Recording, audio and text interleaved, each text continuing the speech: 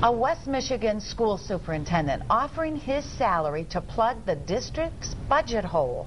24 Over News 8's Tony Tagliavia in studio to look at that, along with other creative school money solutions. Tony? Brian and Susie, we're looking at those ideas after we heard about what the superintendent in Montabella Community Schools is doing.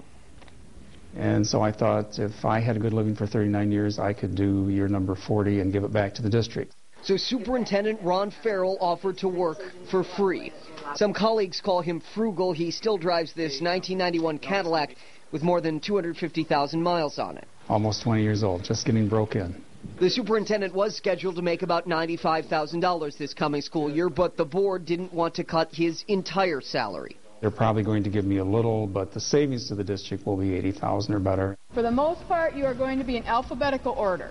As this year's Montabella graduates rehearse for commencement, district leaders like Farrell have to look to next year. The school system has to cut about $750,000 in spending to break even.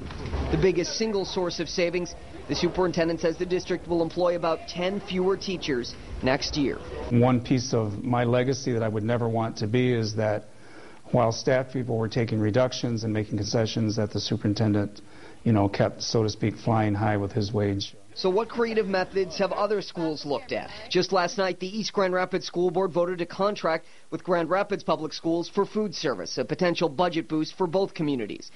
In Portage, the local education foundation launched a campaign to raise $1.3 million in donations to offset budget cuts. Some Hopkins students are raising money to save teaching jobs and clubs. Thornapple, Kellogg, and Greenville point to savings from energy conservation. Wyoming and Godwin Heights share a superintendent, and there are places where, as in Montabella, employees are giving more. Saugatuck teachers and administrators took 2 unpaid furlough days this year. For Farrell, it's about giving back to the district where he grew up. What better satisfaction can I get to make me feel good than to do something good for the district, particularly at a time that the district needs it so badly? The superintendent says he has taken several phone calls expressing appreciation for what he's doing. He says he did not expect this move to get this much attention. Any phone calls from fellow superintendents saying we'll do the same thing? He didn't say anything about that, but he did say, he doesn't want to put pressure on other superintendents to do the same thing. He says he's not wealthy, he's not that unique, but, obviously he's maybe in a position that not everyone is in.